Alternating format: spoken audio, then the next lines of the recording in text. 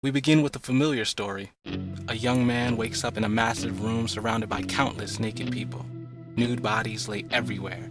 He stands up and looks around, and there's barely any room for him to walk through all the lazy heads and limbs. I assume if you're reading this, you're familiar with the scenario.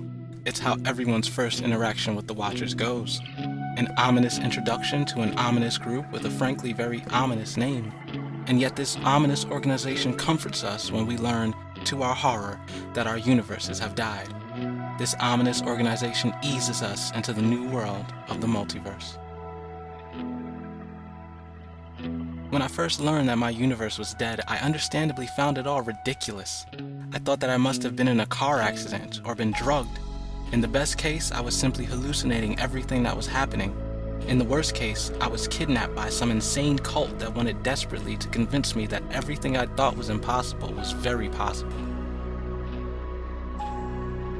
But my story ended like yours surely has. I accepted the truth, that my hometown, home country, home planet, and everything else I'd come to accept as reality had disappeared all at once, and I was the only one left to remember any of it. I was given a tour of a Watcher facility, a massive domed structure that was miles in diameter and at least a mile tall. The domed ceiling was pure glass, and we were living on a cultivated moon orbiting between two planets so that one was always resting just above one horizon while the other was resting above the opposite. The planet had an early night and a late night, the early night coming when the shadow of one of the planets cast darkness over the moon, and the late night coming when the sun disappeared behind the planet completely. 2 phases of night, 2 depths of darkness.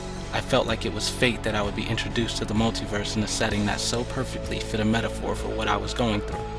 When I was told that my universe was gone forever, I entered into the first darkness.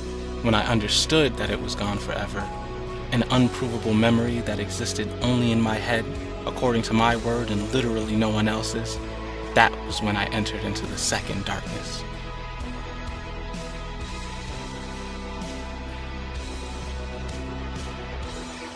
But like the world outside that glass bubble I was in, which in the night came aglow with the ethereal light of the infinite shining stars, there was some hidden beauty in all that dark I had been plunged into.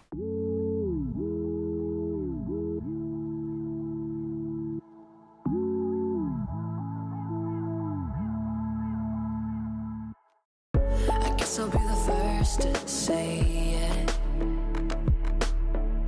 I haven't felt this good in a while. You tell me I'm the only one that they would all like, but you're the